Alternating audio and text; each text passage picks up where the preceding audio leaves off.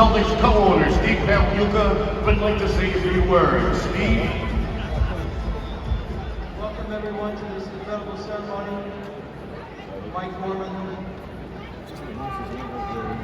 We do love Mike.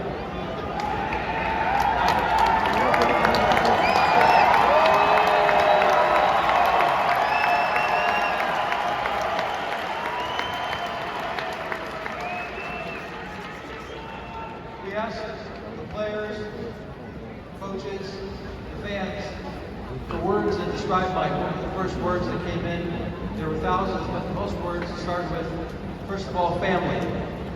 The Celtics embodied family. In fact, Wick was one who said family, and this has been a great family for our 23 years, and for your 43 years. Incredible. Wick, Rich, Bill, Sully, all the fans here.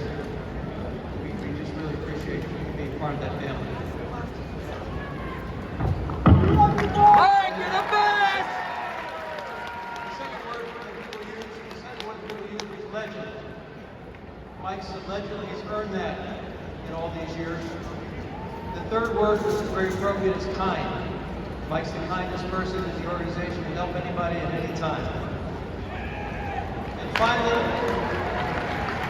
before I ask the fans to join me in a chant, the last word was the voice.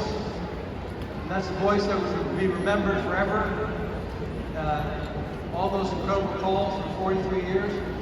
And I'd like to finish, I'd like the fans on three to all say, follow me and say, got it. 1, 2, 3, got it! Thank you, Mike. Thank you so much. Fantastic.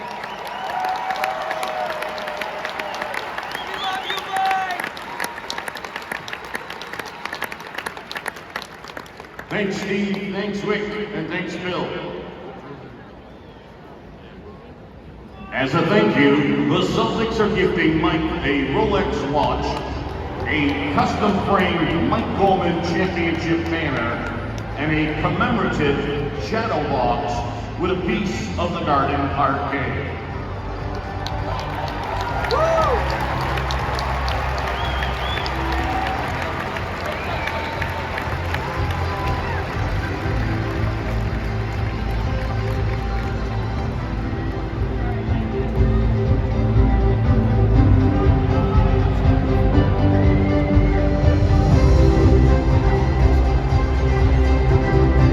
And now we welcome Mike Gorman and Ryan Scalabrine to center court.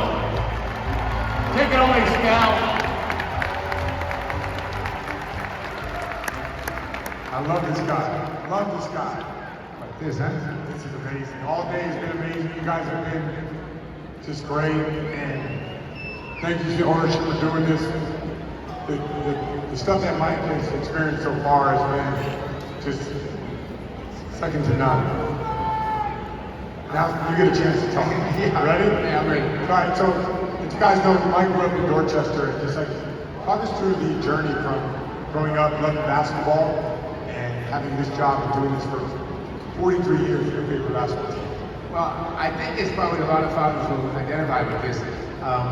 If you have a son, when he gets to about 8 years old and you're in New England here, he has one of two choices. He can go play basketball or he can go be a hockey player.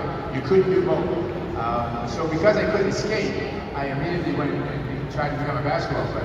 And I wasn't all that good at that either. But what it did was it lit a fire inside me about a team we had here in Boston at the time who went out and they won world championships every single year. And I find those games, sometimes you had to go late at night at 11:30 to find a championship game, but you could find it if you wanted. And through the years, I just became more and more a Celtics fan as time went by. I never thought I would end up here, that's for sure. But thank you. But I have, and it's again, it's that one decision you made when you were about 12 years old. You decided, okay, and I actually had a promising career until I discovered I had no left hand, and then it went down. Happens to everybody. Obviously, you spent so many years working with Tommy. First of all, how did you meet Tommy, and how did this thing all start? What was it like working with him? I'm a Channel 12 down in Providence, and we somehow inherited 3 Providence college games that we could do. So I'm at this meeting, and I said, said, I'll do the games, because nobody at the station knew about it, to do a game. And they said, well, we'll go find some ex-Providence College guy to do the color. And I said, why don't we try to get Tommy Hines to do the color? And they said, Tommy's not going to want to come down Rhode Island and do some foolish game down here. I said, well, how do we know unless we try? And here's where this becomes a different time. I call 411 information in Boston and ask the number of the Boston Celtics. I get it. I call the Boston Celtics. This lady answers the phone. She says, Boston Celtics. I said, yeah, Tom Hines, please.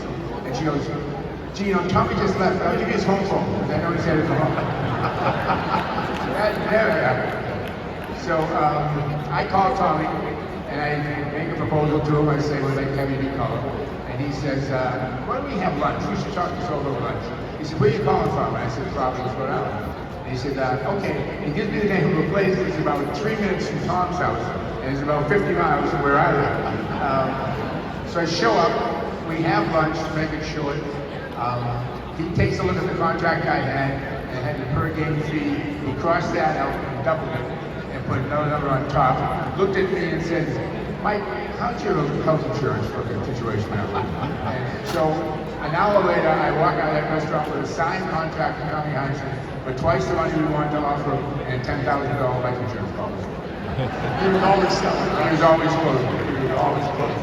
But that opened the door for me and introduced me to just a remarkable personality. I will get pissed if I try to talk about Tom. I think of him every day.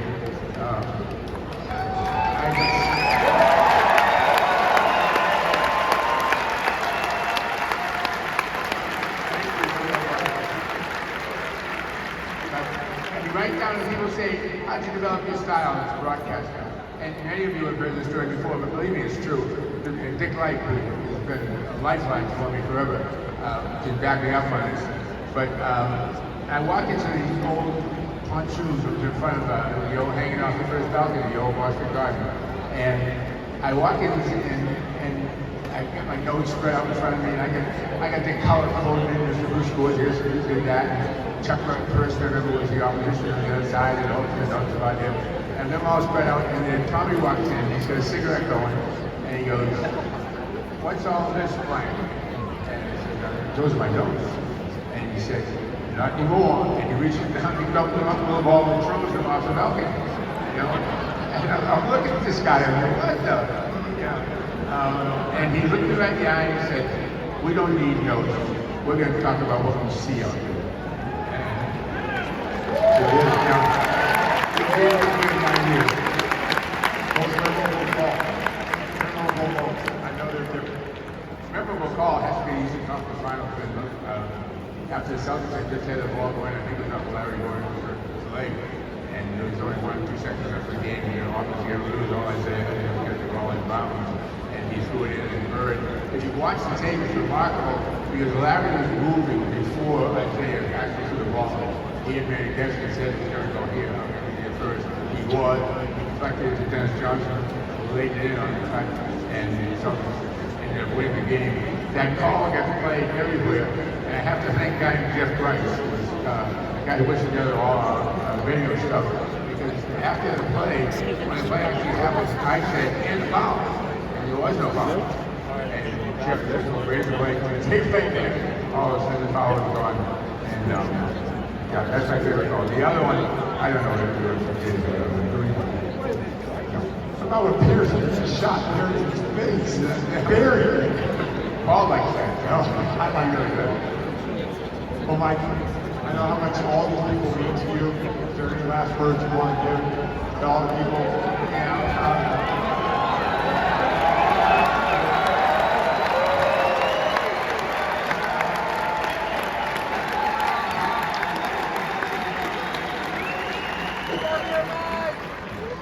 You know the song from Cheers where they say you want to go for it? That's the way the team does. That's the place I have to go.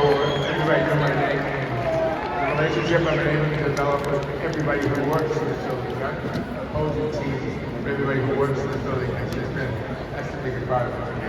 It's, just to see all the guys and have a lot, get to see Timmy and Jack and security and go on and on and on. It's just been wonderful. So I'll say that, and to the team, I just want to say Go with this thing. Please just go. Celtics fans, let's hear it one more time for the voice of the Boston Celtics,